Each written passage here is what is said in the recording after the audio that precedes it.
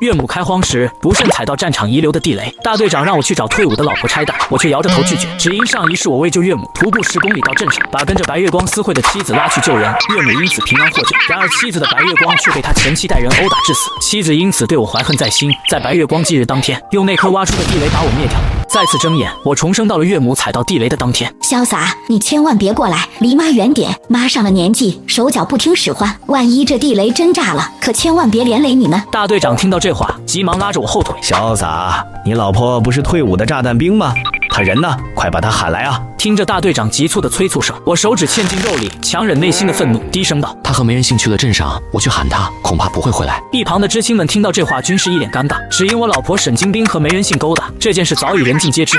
王大哥，我们脚程快，我们这就去把沈姐找回来。你看好大姨，把心放回肚子里就行。岳母自然知道自己的女儿做的丑事，看着我满脸忧愁。潇洒，金兵的事情是妈没教育好他，妈对不住你。等他回来了，妈一定让他和那个没人性断绝往来。我鼻子一酸，忍不住哭出了声。哪怕没人性2次抛弃沈金兵，沈金兵都要因为莫须有的罪名让我陪葬。这样的女人怎么可能和没人性断绝往来？就在这时，2名知青满头大汗的跑了回来，2人气都没喘匀，便一脸怒容的开口。沈金兵好像有病一样，带着那个油头粉面的没人性在百货大楼买手表和衬衫啊！我们2个口水都说干了，这婆娘硬是不信。她说我们是王家大哥派来的说客，说王家大哥心疼钱，故意编借口骗她回来。世界上怎么会有这样当女儿的？踩到炸弹的可是她亲妈，就算心里有怀疑，也该第一时间回来看看啊！闻言，岳母泪流满面，哆哆嗦嗦地说道：潇洒，这辈子是妈对不起你，耽误了你一生，妈无能，就用这条命给你赔罪吧。岳母情绪几近崩溃，我在众人的注视下，直接跪倒在岳母面前。妈，这不是你的错，是沈金兵他鬼迷心窍，我从来没有怪过你。若不是小时候你给我一口饭吃，我早就饿死了。我不要你赔罪，我要你好好活着。妈，我把你换下来好不好？我这话一出口，围观人群瞬间炸开了锅。潇洒，你可想好了，这是当年战场留下的炸弹，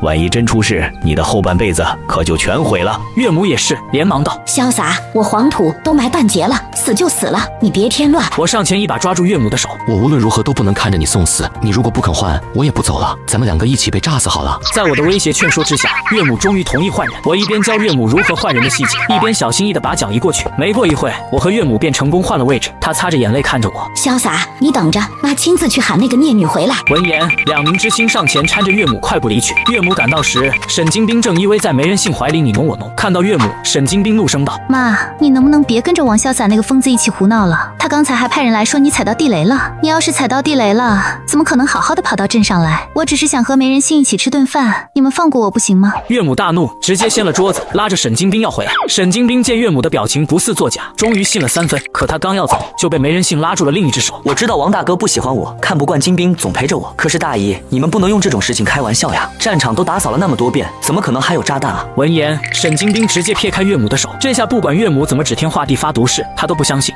我和大队长在现场等待了很久，他们才火急火燎地赶回来。岳母一见到我便双腿一软，瘫在了地上。潇洒，妈对不起你，那个孽障他没有人性。见岳母哭得说不出话来，知青们愤怒开口：沈金兵简直是个疯子，他连自己的亲妈都不信。在他们你一句我一句的抱怨中，我勉强听懂了刚才镇上发生的事情。听到这里，我一颗悬着的心也在此刻终于破碎了。他不来，我只有死路一条了。岳母接连哭晕过去，几次被村民们强行架回家休息。我感觉我的身体沉重又麻木，我知道我快撑不住了。我张了张嘴，声音嘶哑：帮我拿张纸吧，我想写封遗书。话音刚落，远处忽然出现了一群人。地雷是在这里发现的吗？我们是拉练的部队，我们找来了拆弹专家。大队长闻言急忙跑过去迎接我，死中得活，身子一软，知青们不顾危险冲上来，一左一右搀住。王大哥，你一定坚持住，沈金兵那个蠢货不肯来又怎么样？有的是人愿意救你。没错，王大哥孝心感天动地，这就叫天无绝人之路。然而随着部队的人靠近，所有人的笑都僵在了脸上。沈金兵看到我也是一脸惊讶：王潇洒，你疯了吗？你为了喊我回来，竟敢闹这么大的阵仗，惊动领导陪你胡闹。他身边的没人性满脸得意的挑衅道：王大哥，我和金兵真的没什么，你这样编造借口惊动领导，是想让他们处罚金兵吗？你不能总是这样任性，一点都不为自己老婆的前途考虑啊！沈金兵听着没人性的话，满面怒容，伸手就来拉我。我身体本就疲惫至极，被沈金兵猛然一拉，整个人不受控制的向后倒去。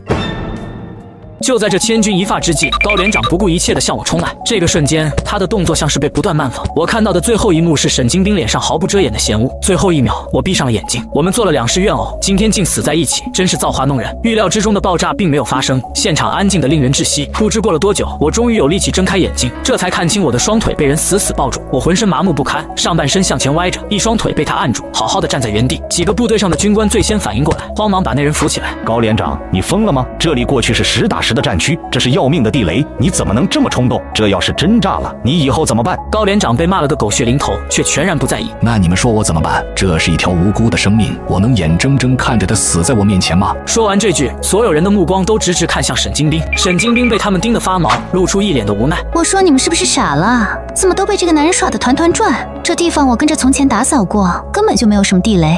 王潇洒，别再端着你这臭脸了，赶紧给大家道歉解释啊！身旁没人信是一脸无辜的说道：“王大哥，全村人谁不知道你是嫉妒我，故意编借口好让金兵回来。现在你的目的达到了，还不肯认错吗？”我刚在鬼门关上走了一遭，整个人都还是恍惚的。见我不肯开口，没人信继续装无辜，眼泪大颗大颗的落下。王大哥，是我的错总行了吧？这样你满意了吗？我不该和金兵一起去镇上，不该让你嫉妒，我走还不行吗？说着，没人信转头就要走，沈金兵却一把拉住他。没人信，你没错，都是这些人的错。而你王潇洒，当初嫁给你是我妈逼我的，你究竟还要占着我老公的位置到什么时候？说着，他又要动手抓我，然而他的手没能碰到我，就被刚才的高连长捏住手腕。沈金兵疼得哎呦一声。高连长，你被这个男人骗了，这王潇洒惯会骗人，我会立刻申请离婚，这里的事情不用你们管，你们快走吧。高连长冷着一张脸，牙齿咬得咯咯作响。沈金兵，哪怕他不是你老公，哪怕只有1/1000的可能，哪怕这地雷是颗哑弹，人命关天，你也得先救人。部队里学到的精神，你都喂到狗肚子里了吗？他说狗的时候，目光看向没人信，没人信被高连长狠厉的眼神吓得后退了半步，眼中含在泪水的倒在沈金兵怀里。金兵，我算是看明白了，怪不得这么多人愿意陪着王潇洒一起演戏，原来都是因为他们俩肯定早有交情，今天这一切就是故意的。没人信的话没有点名，在场所有人却都听懂了他的暗示。2个年轻的知青牛脾气立马上来了，立刻帮我说话。没人性啊！我看你脑袋像被驴踢了，怎么一张嘴就是造谣？高连长是我们赶路时遇到的，人家今天第一次见面，从前没有半点关系。你别自己脏，看什么都脏，自己搞破鞋，就看谁都像破鞋。这话丝毫没给没人信留面子，没人信当场又嘤嘤嘤的哭泣。沈金兵心疼坏了，当着所有人的面，一把甩开高连长的手，将没人信护在怀里。够了，你们有完没完？从始至今，我爱的人就只有没人信。要不是王潇洒整天撺掇我妈逼我嫁给他，我根本不会和他结婚。为了维护没人信，沈金兵当着所有人的面把我贬低得一无是处。若是放到从前，只怕我会伤心欲绝，不断向他解释。可如今经历了2次死里逃生，我的心境已经变了。沈金兵是否爱我已经无所谓了，我舍身救下岳母，又差点死在他手里，再大的恩情也还清了。我沉默着不说话。沈金兵认定我是在作妖，见所有人都在维护我，便指着我逼我认错。王潇洒，你天天把报恩挂在嘴边，现在怎么不报了？王潇洒，今天只要你承认你在故意装神弄鬼，我就算你的恩情报完了，今后你的粮票我再也不会动。沈金兵为了讨好没人性，便把主意打到我一点点攒起来的粮票上。我不吃肉，不吃菜，不买新衣服，拼命省出来的粮票全都被他抢走给其他男人花。我每次都拒绝，然而每次沈金兵都逼迫我妥协。王潇洒，别忘了是谁把你养大的，你吃我家的喝我家的，难道不应该报答吗？如果当初不是我妈好心养你，你以为你还有命站在这里和我吵架吗？沈金兵，你够了！当初洪灾要不是我父母为救你们一家，他们怎么会死？这不是你要挟我的筹码。我抬头直勾勾地盯着沈金兵的眼睛。你只记得让我报恩，忘记自己当初是被谁所救了吗？沈金兵的脸上猛然变色，似乎不信这是我会说的话。王潇洒，你竟敢威胁我！你现在怎么能这么不讲道理？你还有没有一丝良心？没人性不会放过任何贬低我的机会，立刻接话。是啊，王潇洒，你妈救人那是他们的事，凭什么要报答到你身上？再说那洪水来得快，去得也快，他们眼睛一闭就过去了。你岳母可是养了你一辈子呢。我原本情绪已然平静，但听到没人性当面侮辱我的父母，我心中的怒火再次被点燃。我充满怒火的眼神狠狠地等着他。没人性被我的气场吓得连连后退。你要干什么？我警告你，站在那别动。没人信，我知道你被有钱人甩了，想找个靠山，找来找去选中了沈金兵，这些我都不在乎。但我妈妈是抗洪英雄，你出言污蔑他们，你必须道歉。没人性仗着有沈金兵撑腰，腰杆立马又挺了起来。金兵，你看他一点都不讲理，我只是说事实，他就这么凶我。说着，没人性眼眶一红，眼泪径直落下。沈金兵心疼不已，又要来推搡我。然而这次他刚靠近就被高连长直接放倒在地。见沈金兵摔了个五荤六素，所有人都不约而同笑出了声。该打，该让他长长记性。什么东西？王大哥不仅肯下力气，又能伺候岳母。你沈金兵每天花天酒地，他都没有怨言，你凭什么这么对王大哥？沈金兵在自己心爱的男人面前丢了天大的面子，又被所有人指责，气得人都在哆嗦。我呸！王潇洒究竟给你们灌了什么迷魂汤，才让你们这么维护他？没人性见有机会，又立刻附和道：“王潇洒长得那么帅，你们不会都喜欢他吧？收起你们的小心思，你们的王大哥心里只有金兵，你们就算再维护他，也不会有什么结果的。我看大家还是散了吧，这样对谁都好。王潇洒，你快过来吧，别装了。”说完，没人性似笑非笑地看着我，我却敏锐察觉出他眼中的恶意。他似乎知道这里真的有一颗地雷，这究竟是怎么回事啊？为什么一向身子不爽利的岳母会忽然出来开荒？又为什么他会正好好踩到地雷上？难道这一切并非意外，而是人祸？这边我还在思考，可在场的所有人却全都看不下去，有人忍不了了，扑上去就给没人性来了一巴掌。你小子还要不要脸？勾引精兵给你花钱就罢了，如今王大哥踩到的是地雷，关系的可是他的命。你就算喜欢精兵，有必要直接害死王潇洒吗？说完反手右手一耳光，没人性猝不及防被打个正着，眼泪更加汹涌。你们凭什么打我？精兵喜欢谁？难道是我能控制的吗？他王潇洒不要脸，故意编借口骗我们回来，关我什么事？看着没人性迅速肿起的脸颊，沈金兵一张脸黑了个彻底。王潇洒，我给你最后的机会向没人性道歉，是我喜欢他，我缠着他，你凭什么找这么多人一起欺负没人性？今天要么你跪下给没人性磕头道歉，要么我就和你离婚。他自以为是的昂起头等着我跪下，此刻所有人都紧张地注视着我。王大哥，你可千万别下跪啊！然而在所有人紧张的注视中，我只是点了点头。好啊，那就离婚吧。沈金兵满眼不可思议。王潇洒，你要和我离婚？这话明明是他提出来的，如今却要来问我，我一颗心没有丝毫感觉，依旧是点头。沈金兵上次提离婚就在2天前，没人性看上了我妈妈留下的怀表，求着沈金兵说要借给他戴2天，其他的也就罢了。然而这怀表是母亲留给我唯一的东西，如今那表正在没人性的脖子上挂着，我心中泛起一阵阵酸涩，开口道：“没人性，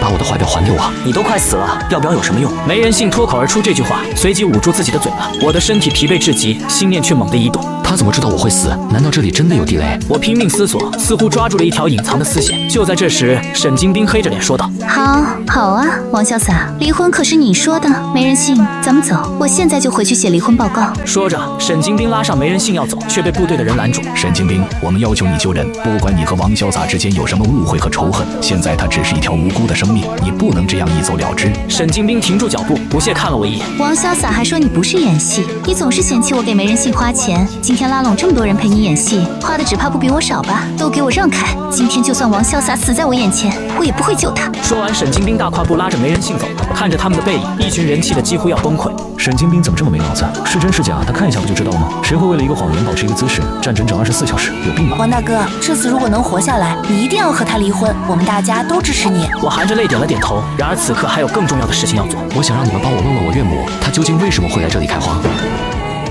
随着我的话，大家不可置信，瞪大眼睛。对啊，这里这么偏，大姨腿脚不好，走这么远来干什么？高连长皱眉思索后说道：“立刻派人去查。”我真的撑不住了，你们走吧。所有人都陪了我1天1夜，如今听我要放弃，纷纷落泪。可除了沈金兵，再没有人能救我。沈金兵走了，现在的我只有死路一条。我已经耽误了大家太久，是时候告别了。在我的一再劝说下，大家含着眼泪一步步后退。我马上就要死了，心却有些轻松。然而就在这时，不远处传来一阵又一阵的喊声：“潇洒同志，坚持住！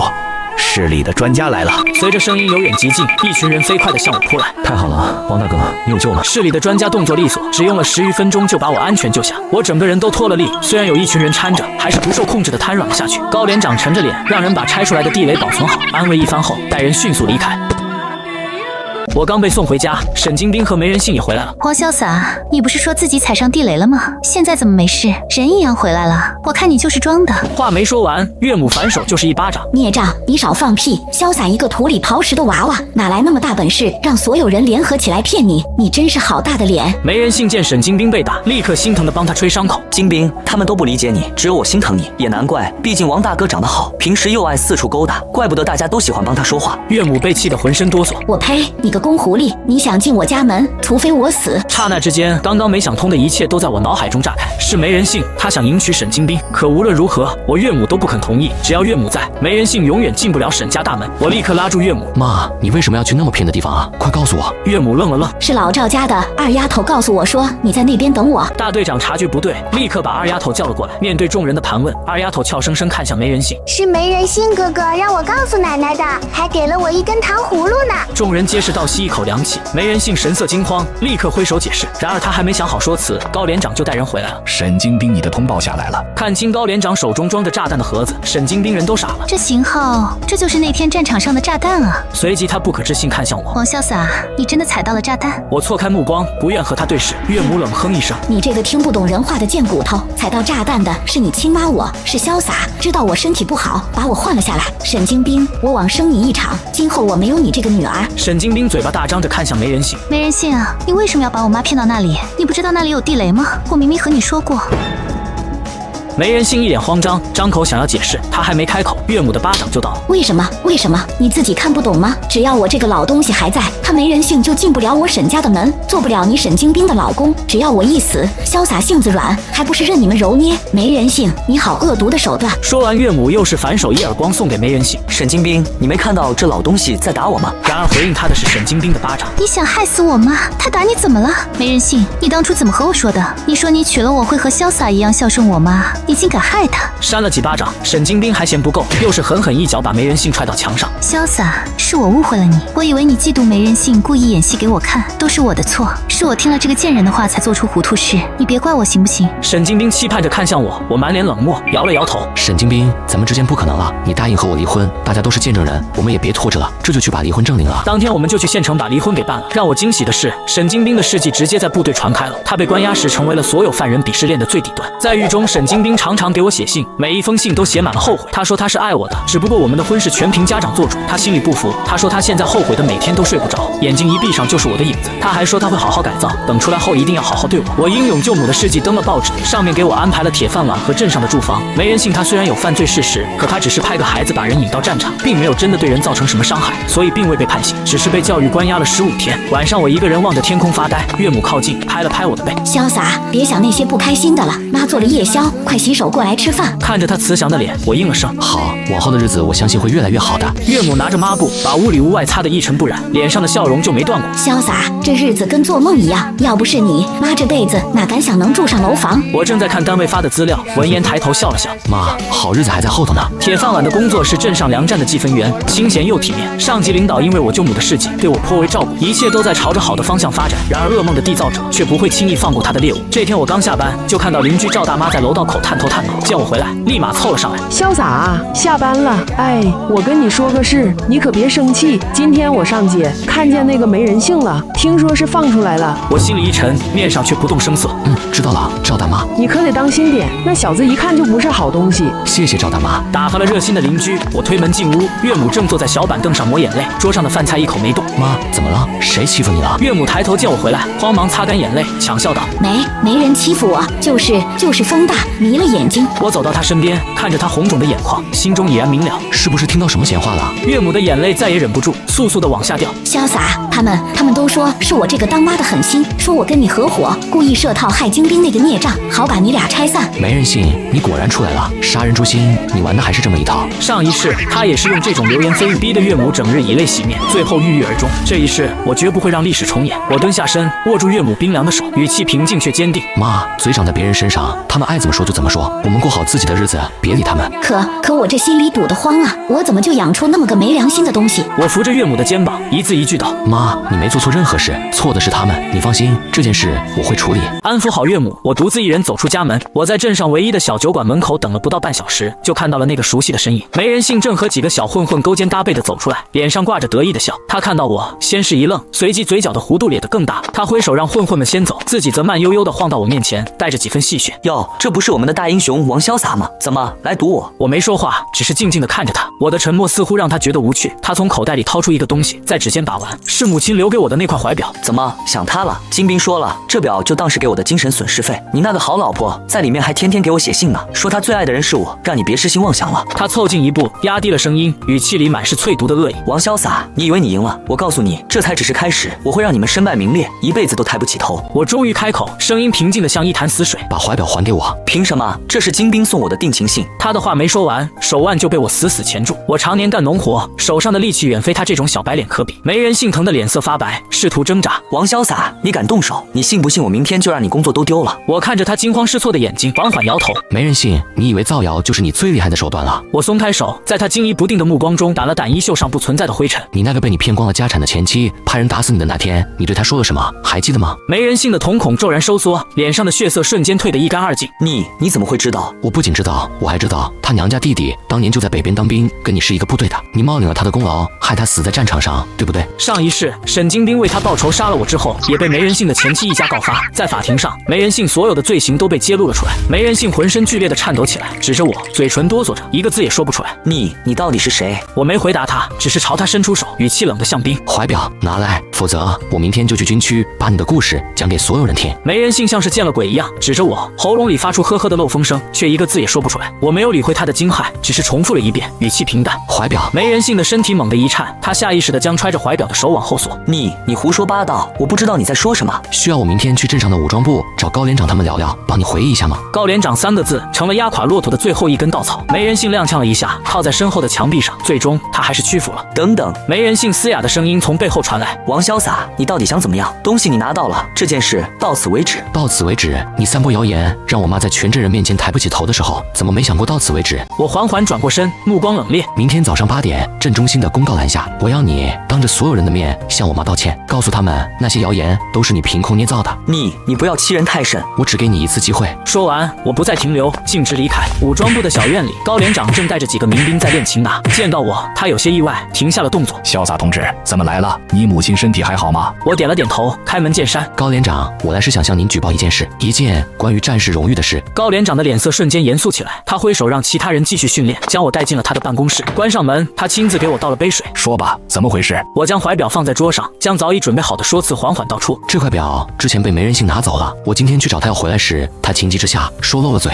我顿了顿，观察着高连长的表情，他的眉头已经紧紧皱起。他说他档案里的一等功是冒领的，真正的主人是他前妻的弟弟，一个叫李卫国的战士牺牲在了战场上。我将自己知道的所有信息全都清晰地说了出来，只隐去了我重生的事实。砰！高连长一拳砸在桌子上，桌上的搪瓷杯都跳了起来。混账东西！他站起身，在办公室里来回踱步，身上的军装因为他的动作而发出飒飒的声响。潇洒同志，谢谢你，这件事非同小可，我马上就向西北方面核实，如果情况属实，我高某人绝不会放过这个败类。我看着他义愤填膺的样子，心中安定下来。这就够了，没人性的末日指日可待。高连长，我相信组织。离开武装部，我心中的一块大石终于落地。回到家，岳母正焦急地在屋里转圈，看到我手里的怀表，她先是一喜，随即又担忧地拉住我。潇洒，你没跟他动手吧？那小子坏得很，你可别吃亏。我笑着摇摇头，将他扶到椅子上坐下。妈，您放心，他以后再也没法兴风作浪了。明天一早，他会去镇上公开给您道歉，还您一个清白。岳母愣住了，满眼的不敢置信，看着他半信半疑的样子，我没有过多解释，只是帮他盛了一碗早已温热的粥。妈，吃饭吧，一切都会好起来的。第二天，天刚蒙蒙亮，镇中心的公告栏下已经围了不少早起赶集的乡亲，村民们聚在一起，交头接耳，不时朝着一个方向指指点点。就是他家吧？听说他跟女婿合伙把自家闺女送进去了。啧啧看着老实巴交的，心肠怎么这么多？那个叫没人性的小伙子才是真可怜，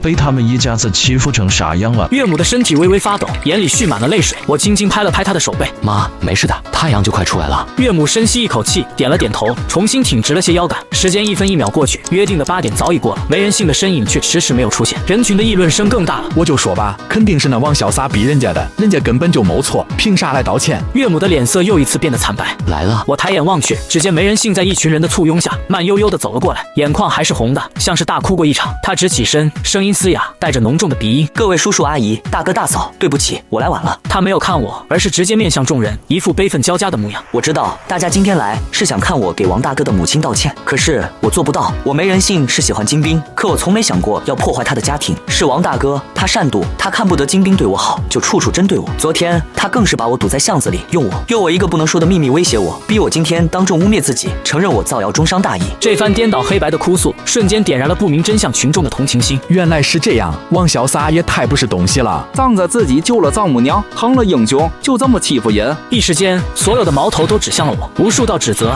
鄙夷的目光，刀子一样射过来。岳母气得浑身发抖，指着梅人性，嘴唇哆嗦着。你血口喷人！梅人性却看也不看他，只是用那双通红的眼睛死死盯着我，脸上带着一丝隐秘的胜利者的快意。王潇洒，你赢了，你人脉广，有领导给你撑腰，我说什么都没用。我承认是我造谣，我承认是我无耻，这样你满意了吗？你是不是要把我逼死才甘心？他猛地朝公道栏旁的石柱撞去，这一下变故让所有人都惊呼出声。然而他预想中头破血流的场面没有出现，一只手如铁钳般抓住了他的后衣领，让他所有的力道都化为乌有。高连长及时出现，抓住了梅人性，提着他就像提着一只小鸡。别急着死，你的审判才刚刚开始。高连长没有理会任何人，径直穿过人群，走到我的面前，对我敬了一个标准的军礼。潇洒同志，幸不辱命。随后他转过身，冰冷的目光锁定在梅人性身上。梅人性，经调查核实，你在3年前为谋夺一等功，致使战友李卫国同志牺牲，事后你冒领奇功，欺瞒组织至今。人群彻底炸了。什么？我的天，这是真的吗？梅人性的脸唰的一下血色尽退，他惊恐地看着高连长，身体抖得像筛糠。